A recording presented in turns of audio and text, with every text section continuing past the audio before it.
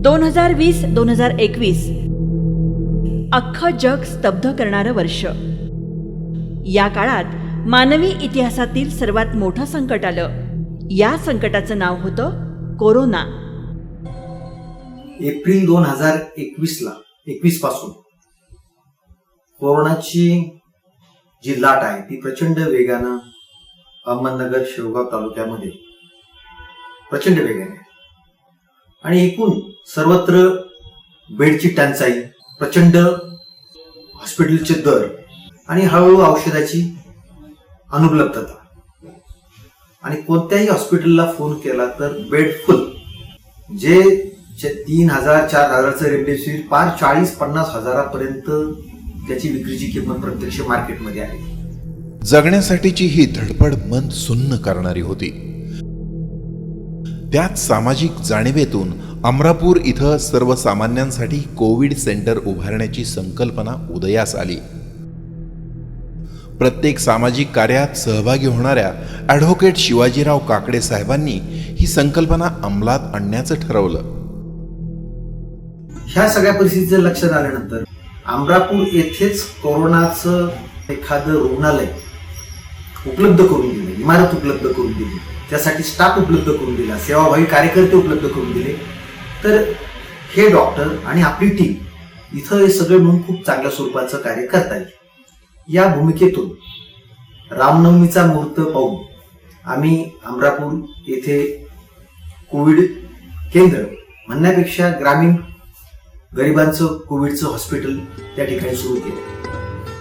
लोकांना अशा मरणासन्न अवस्थेमध्ये मदतीचा हात देण्यासाठी अमरापूर इथं 100 बेडचं प्रशस्त असं जनशक्ती कोविड सेंटर स्वखर्चातून उभारलं.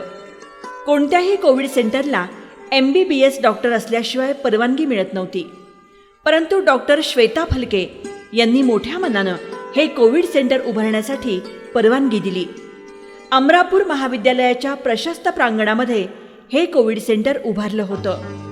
तालुक्यातील नागरिकांना मोफत उपचार मिळावेत हा एकमेव उद्देश डोळ्यासमोर ठेवून या कोविड सेंटरची उभारणी झाली होती. हातच्या ताईनं ते कोविड सेंटर उभा केलं होतं. त्याच्यामुळं यश आलं. आमचा माणूस आम्हाला कुठंही शेवगावला नगरला कुठं माणूस मागं नसता आला. कमी खर्चामध्ये आमचा माणूस आम्हाला आला. पैशांअभावी रुग्णांचे उपचार थांबू नयेत, त्यांचे हाल होऊ नयेत असं त्यांना मनोमन वाटत होतं.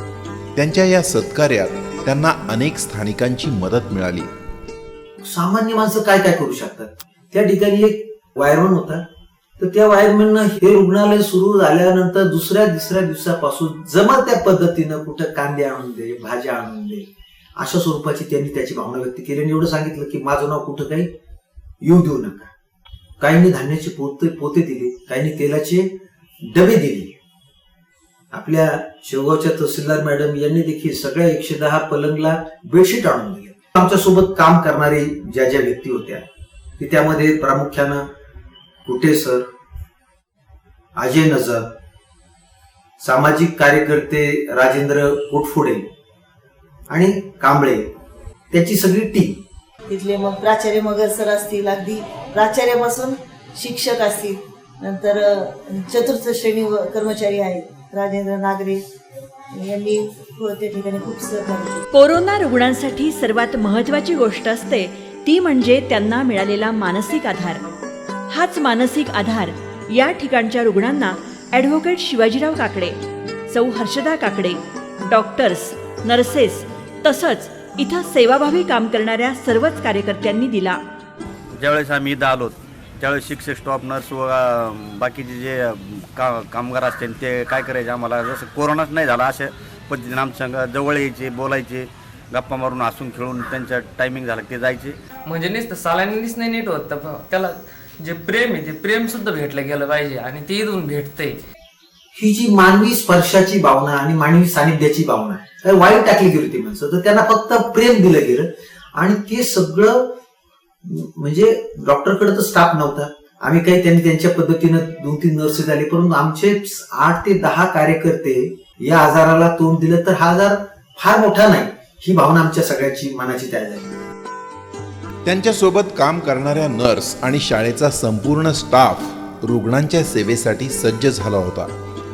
कोणत्याही कोविड सेंटरमध्ये स्वयंपाकी मिळणं अवघड असतं, परंतु या काळामध्ये सुनीता गणेश म्हस्के आणि कविता संतोष पोटफोडे यांनी या कोविड रुग्णांच्या स्वयंपाकाची जबाबदारी उचलली. रोज 125 माणसं रोज त्या ठिकाणी जेवण करायची. आणि आमचे जे कार्यकर्ते, काम करणारे सेवाभावी कार्यकर्ते, ते स्वतः पेशंट बरोबर त्या ठिकाणी जेवायचे. म्हणजे पेशंटचे नातेवाईक देखील पेशंटच्या सोबत त्या ठिकाणी पेशंट बरोबर रुग्णासोबत राहिल्यामुळं आपण कुठंच नाही, आपण घरातच आहोत ही भावना तयार झाली. रुग्णांना सकाळी चहा, नाश्ता, 2 वेळचं जेवण, संध्याकाळी अल्पाहाराची व्यवस्था इथे करण्यात आली होती. यात फळं, ड्रायफ्रुट्स आणि बिस्किटांचाही समावेश होता. कोविड सेंटरमध्ये काम करण्यास कुणीही तयार नसतात. मग अशा वेळी या ठिकाणी प्रश्न निर्माण होतो, तो म्हणजे स्वच्छतेचा. शौचालयामध्ये सगळे टॉयलेट करून ठेवली होती, ती सुद्धा आमच्या या कार्यकर्त्यांनी स्वच्छ केलं. नंतर ज्यांना हाताने खाता येत नव्हतं त्यांना चुरून देण्याचं काम, भाकरी पोळी चुरून देण्याचं काम केलं. मला अभिमान वाटतो की कुठल्या स्वरूपाचं किळस वगैरे न बाळगता आमच्या लोकांनी हे अगदी स्वच्छतागृह बंदी कामापासून तर झाडलोट करण्यापर्यंत सगळं काम केलं. सगळीकडे भीतीचं वातावरण असताना मनानं खचलेल्या रुग्णांना मानसिक आधार देण्यासाठी या कोविड सेंटरमध्ये योगासनं आणि विविध प्रकारचे व्यायाम करून घेण्यात आले. सकाळी सकाळी या योगासाठी ॲडव्होकेट शिवाजीराव काकडे आणि सौ हर्षदा काकडे स्वतः उपस्थित राहून कोविड रुग्णांना मानसिक आधार देत होते आणि संपूर्ण स्टाफ सेवा धर्म म्हणून रुग्णांची सेवा करत होता. आपण जे पेशंट आहेत, आपल्याला पेशंटला जो मानसिक आधार द्यायचा तो आपल्या स्टाफने पूर्ण केलेला आहे.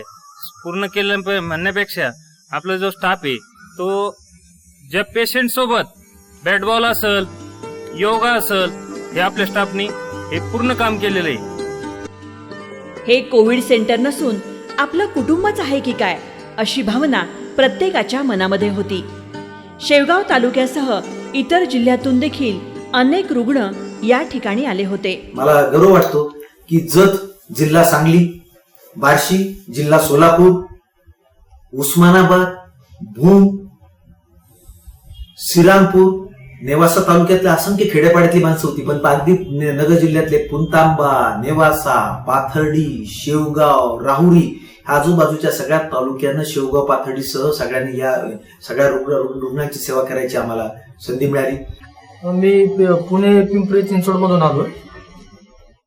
तिकडं माझी अवस्था जरा छातीची त्याची कमजोर झालेली वाटली आणि अमरापूरच्या इथं मला सांगितलं एक दोघं जणांनी चांगले उपचार, डॉक्टर वगैरे, वातावरण हे सगळं काही व्यवस्थित आहे म्हणून मी डायरेक्ट पुण्यातून ह्या साईडला आलो. मस्त वातावरण असल्यामुळे पेशंट चांगले बरे होते सध्या. डॉक्टरांना देवाचं रूप का म्हटलं जातं याची प्रचिती या ठिकाणी आली. अक्षरशः 19-20 स्कॅनिंगचा स्कोअर असणाऱ्या लोकांना सुद्धा त्या ठिकाणी रेमडेसिवीर किंवा ऑक्सिजन काहीही लागलेलं नाही, काहीही दिलेलं नाही. रेमडेसिवीर ऑक्सिजन बेड न वापरता देखील या ठिकाणी अल्प खर्चातच रुग्ण पूर्णपणे बरे होत. रिस्क नको म्हणून इतर हॉस्पिटलनं नाकारलेले पेशंट सुद्धा या ठिकाणी येऊन ठणठणीत बरे झाले.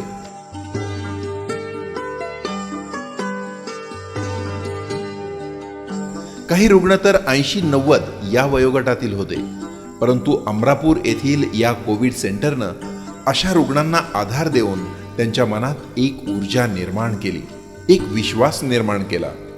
त्यामुळे हे सर्व रुग्ण ठणठणीत बरे होऊन आपल्या घरी गेले. डिस्चार्जच्या वेळी त्यांच्या चेहऱ्यावरील आनंद हा पाहण्यासारखा होता.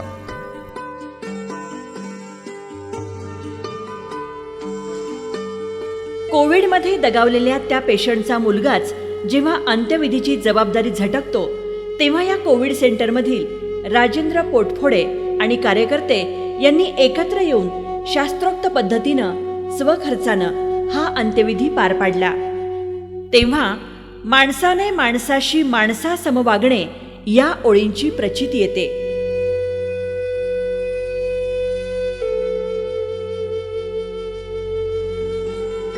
जे का रंजले गांजले त्यासी म्हणे जो आपुले. तुकाराम महाराजांच्या प्रमाणे सौ हर्षदा काकडे आणि ॲडव्होकेट शिवाजीराव काकडे साहेबांनी सर्वांनाच मायेचा आधार दिला. सर्व धर्म समभाव मानणाऱ्या काकडे दाम्पत्यांनी सर्वच जाती धर्मातील लोकांना आपलंसं करून घेतलं. निरोप घेताना रुग्णांनी आणि त्यांच्या नातेवाईकांनी पाणावलेल्या डोळ्यांनी हात जोडून साहेबांचे आभार मानले. लोकांचे आशीर्वाद आणि त्यांच्या चेहऱ्यावरील हास्य हेच मला लढण्याची ताकद देतात, असे उद्गार ॲडव्होकेट शिवाजीराव काकडे साहेबांच्या मुखातून आपोआप येतात. झेंडा भल्या कामाचा जो घेऊन निघाला, हा झेंडा भल्या कामाचा जो घेऊन निघाला, अरे काट कुट वाट मंदी पोचती त्याला, रगत निघल तरी बी हसल शाबास त्याची, रगत निघल तरी बी हसल शाबास त्याची. तू चाल पुढं तुला रगड्या भीती कशाची, परवा बी कुणाची, मन शुद्ध तुझं गोष्ट हाय पृथ्वी मोलाची, पृथ्वी मोलाची, हा पृथ्वी मोलाची, मन शुद्ध तुझं गोष्ट हाय पृथ्वी मोलाची. तू चाल पुढं, तू चाल पुढं, तू चाल पुढं तुला रगड्या भीती कशाची, परवा बी कुणाची, मन शुद्ध तुझा गोष्ट हाय पृथ्वी मोलाची, हा